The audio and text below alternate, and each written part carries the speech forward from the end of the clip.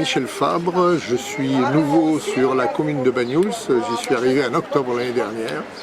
Je n'ai pas encore passé un été dans cette jolie ville, je l'attends avec impatience, c'est un été animé m'a-t-on dit, voilà, je suis très heureux d'être ici. Je suis écrivain, après une carrière dans l'industrie, à Paris et ailleurs, j'ai décidé de m'installer ici et je me consacre à l'écriture. Je présente aujourd'hui 3 romans ici, 2 qui sont des romans de terroir, des histoires qui se déroulent dans le département de l'Aveyron, dont je suis originaire. Un livre sur l'Aubrac, un facteur à pied après-guerre. Un livre plutôt ici, La Micheline de 18h23, sur la peur et le courage, une histoire d'amitié entre un gamin et un vieux monsieur. Et puis le 3e livre se situe lui en Afrique.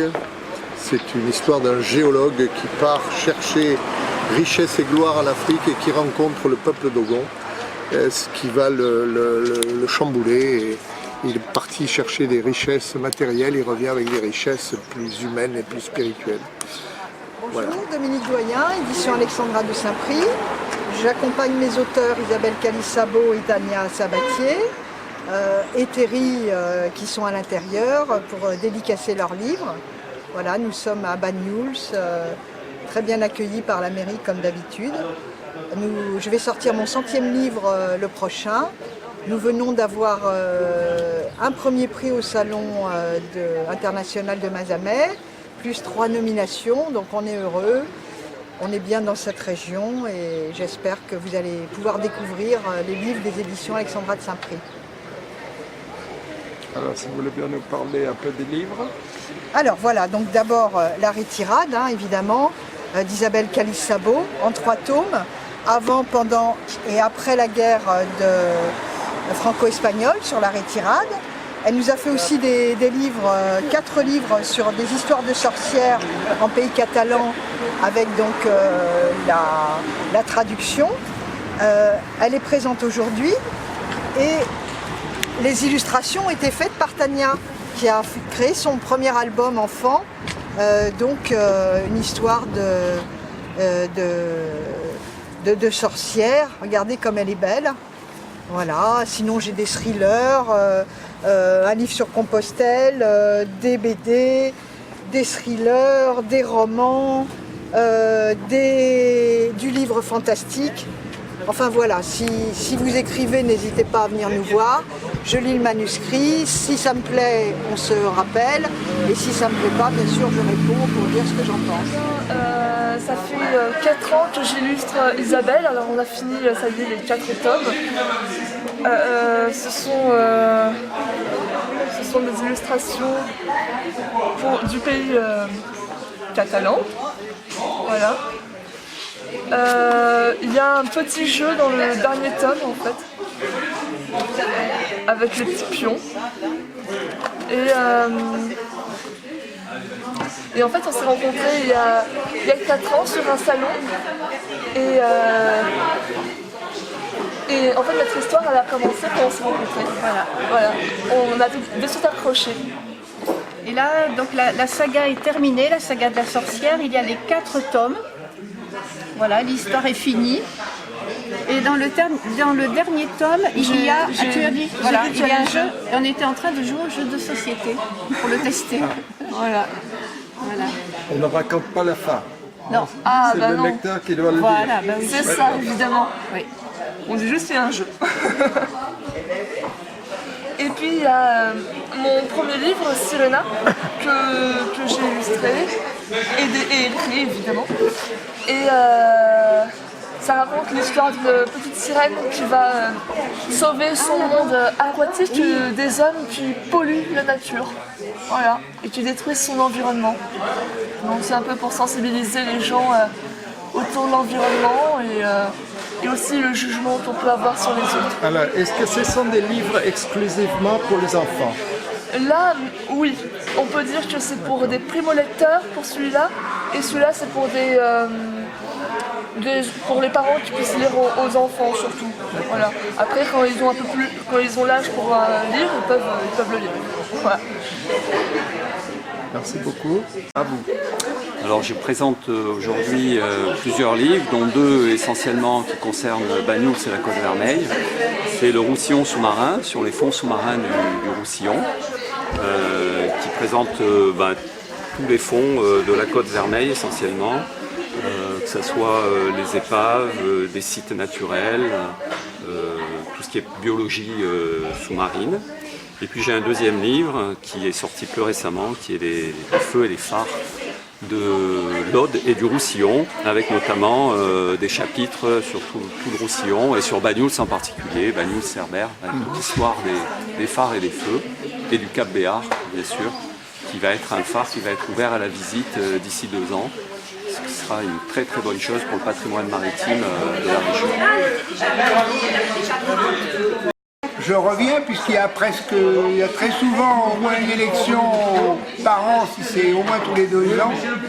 Donc j'ai toujours un chapitre nouveau qui alimente cet ouvrage, qui commence un peu aux années 1935, au municipal de 1935, du temps de M. Azéma, qui a été un maire de Banyuls. Ensuite, la coupure du régime de Vichy, où Christine Salle et Louisette Arolz viennent de publier des petits opuscules sur cette période et que je vais reprendre aussi d'ailleurs, que je reprends aussi un peu. Et puis voilà, je compare en réalité, les résultats chiffrés sont comparés avec le vote cantonal, départemental et national. C'est-à-dire qu'on trouvera dans le blog les résultats de la métropole, hein, pas l'ensemble des élections, mais seulement les élections. Je compare Banyuls uniquement au vote métropolitain, bien entendu. Je ne connais pas les territoires d'outre-mer. Voilà, et donc je vais entamer sans doute le dernier chapitre de cette histoire avec les futures élections européennes de dimanche prochain, dont je ne dévoilerai pas mes pronostics, puisqu'il est arrivé rarement de faire des erreurs de pronostics, puisque j'ai réussi une année à gagner un concours dans un journal sur des élections où j'ai pronostiqué les résultats des législatives à 2 sièges près, et puis j'ai réussi ce tour de force de déterminer à l'avance l'élection de 3 présidents de la République, celui du Mexique, Salinas de Gortari, George Père Bush, en Amérique, aux États-Unis, parce que j'étais à l'époque entre les États-Unis et le Mexique, et Mitterrand, bien sûr, que je donnais aussi vainqueur à ce moment-là, alors qu'il n'avait pas encore émis sa candidature. C'est l'âge du changement, de Constance à Perpignan. C'est une histoire relative au grand schisme d'Occident qui se termine à Perpignan, où il y a eu un concile et un sommet mondial où a participé l'empereur du Saint-Empire germanique et toute la chrétienté. Et le livre se termine à Collioure, où il y a la fuite de l'antipape Benoît XIII qui s'échappe vers Péninscola. Et donc on parle de tout ce qui s'est passé à Perpignan, en Catalogne, tous les événements importants, et notamment la création des loges de mer, de la Taule de Cambi qui était une banque publique, et toutes ces choses, puisque Perpignan a eu une vie très riche à cette époque-là, et même donc a influencé un peu le monde catholique. Qui parle encore de la Côte Vermeille, et j'illustre moi-même les livres. Et là, je parle des haïkus, j'ai écrit des haïkus. J'ai fait un parallèle avec, il y a toujours un parallèle avec le Fen. Donc ici, je mets à l'avant Tyrus, qui a fait le lien avec Matisse et Mayol et de Rennes. Donc il les a réunis. Alors, justement, Et puis en même temps, je suis attirée par le japonisme. Donc j'ai écrit ce livre en m'inspirant du film de Hayao Miyazaki. Et voilà, parce que j'ai voulu parler d'aviation et honorer mon père que j'ai perdu récemment. Ce petit livre est paru le mois d'avril, c'est mon dernier, c'est le 10e. Et c'est un peu d'anniversaire puisque c'est ma 10e année d'écriture. On découvre en travaillant sur Je fais ça avec beaucoup de plaisir, vous voyez, c'est la Côte d'Hermel, avec les couleurs un peu de Terrus justement, qui avait peint le raccord. Voilà. Et c'est une promenade, si vous voulez, une promenade sur les plus beaux paysages de la région. Donc vous avez le Fort Saint-Elme. J'ai parlé de la soirée vermeille, la danse, où il y a de la musique. Voilà. Je suis attirée par l'art, tout ce qui est artistique, donc la peinture, la musique. Voici le Mas des Ocelles que j'ai présenté il y a déjà quelques années. C'est une histoire familiale sur fond historique puisque je parle beaucoup des passeurs sur la frontière lors de la Seconde Guerre mondiale. Donc je ne reviendrai pas trop sur celui-là qui est déjà connu un petit peu. Et j'ai eu beaucoup de mal à quitter mes personnages. Aussi, j'ai fait un second volume, c'est-à-dire c'est la suite. On retrouve les personnages, la famille que l'on suit pendant plusieurs générations sur celui-là. On les suit et après, là, ça commence en 1950 jusqu'à nos jours. Alors évidemment, j'évoque les problèmes actuels, je parle un peu d'écologie, je parle de la mondialisation, je parle beaucoup. La trame sur ce livre, c'est la viticulture et comment les viticulteurs ont dû s'adapter à la société qui s'est transformée, qui est devenue la société de consommation, qui s'est ouverte au monde, etc. Pour ce second volume, j'ai été aidée par des viticulteurs qui m'ont raconté leur vie, leur évolution, leur travail. Voilà. Mais c'est tout. Alors, il y a deux compartiments en quelque sorte, deux comptoirs. Il y a des livres que je publie chez certains éditeurs, puisque je suis auteur, et il y a des livres que je fabrique moi-même en typographie.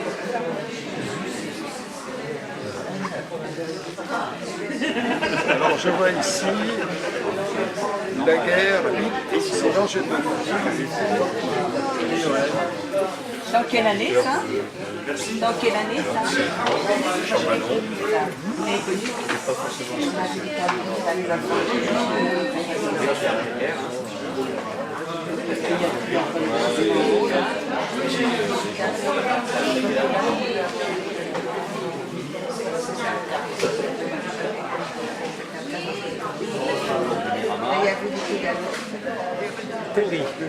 Terry, c'est mon pseudo d'auteur.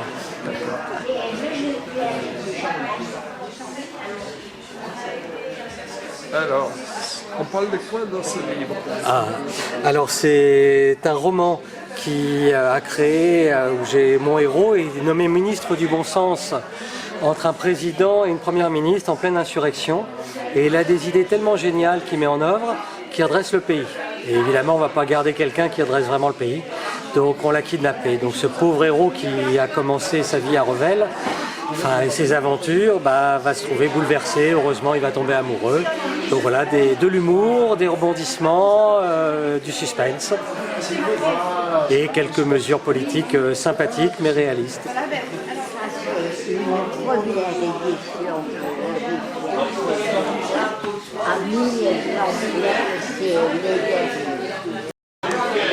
À mon livre, j'ai fait une qui est là et qu'on peut lire sur Internet. En attendant de trouver un éditeur valable, un vrai. J'attends un vrai éditeur.